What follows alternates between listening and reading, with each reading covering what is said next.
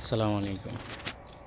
এখানে প্রবাসী যারা আছে তাদেরকে যে একটা কষ্ট আছে পানির, যারা সৌদি আরব, বিশেষ করে অন্যান্য দেশের খবর জানি না, কিন্তু সৌদি আরবের কথা যদি বলি, সৌদি আরবের খবরই আমি বলতেছি।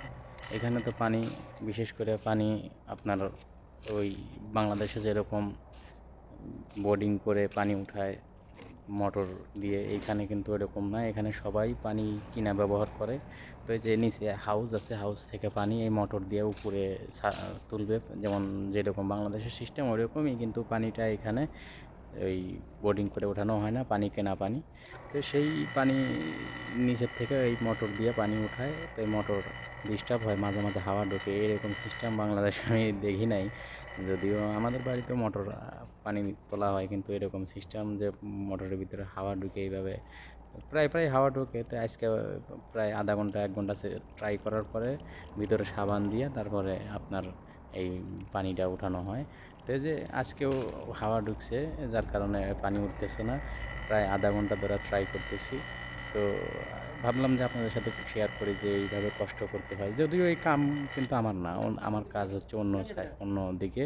কিন্তু এখানে মুদির যখন যেটা অর্ডার করে সেই কাজই করতে হয়। তো এই দেখেন, আমি চেষ্টা করতেছি, ভিতরে সাবান দিছি, সাবান মানে ফেরি হ্যান্ড ওয়াশ দিছি। দেওয়ার পরে এখন এই যে পানি দিতেছি, পানি দেওয়ার পরে পানি দিয়ে এইভাবে করে আস্তে আস্তে আর কি চেষ্টা করবো হাওয়াটা বাহির আটকানোর জন্য। হাওয়াটা যখন আটকে যাবে তখনই মনে করেন যে পানিটা উঠবে। তো এই জন্যই চেষ্টা করতেছি, অনেকক্ষণ ধরে চেষ্টা করতেছি, প্রায় আধা ঘন্টা আর কি, আধা ঘন্টা 30 মিনিট এরকম আর কি শুরু করছি। 30 মিনিট তো হবেই, 30 মিনিট কমসে কম হবেই।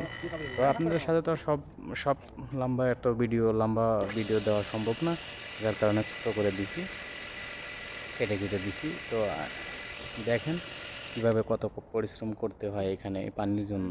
আসলে পানির যে জিনিস, বা আমরা তো মানুষ জাতি, যে জিনিস না চাইতেই হাতের কাছে পাই, এই জিনিসের কিন্তু মূল্য দেই না।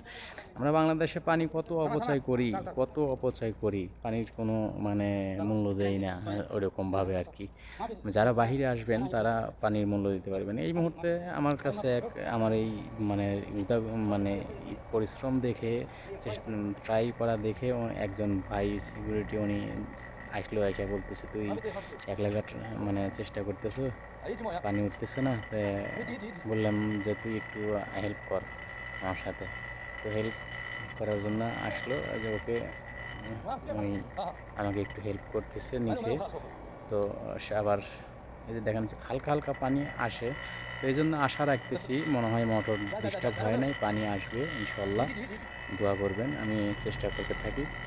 হ্যাঁ, ওই যে সাবান দিছিলাম ভিতরে, হ্যান্ড ওয়াশ দিছি, এই যে সাবানের ফেনা বের হয়ে আসতেছে, আর নিচে যে পানি গরম, তো এই পানি গরম হাতের সাথে বাজতেছে, যার কারণে হাতের সাথে মানে গরম গরম ভাব মনে হইতেছে।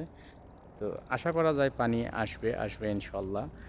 চেষ্টা করতেছি, চেষ্টা করলে আল্লাহ বলছে তুমি চেষ্টা করো, আমি দিব। তো আমি আশা ছাড়ি নাই, অনেকক্ষণ ধরে চেষ্টা করতেছি, আধা ঘন্টার বেশি হয়ে গেছে ট্রাই করতেছি, হাল ছাড়ি নাই। তবে ইনশাল্লাহ আসবেই আসবেই। তো আমি নিচে একটু পরিশ্রম পানি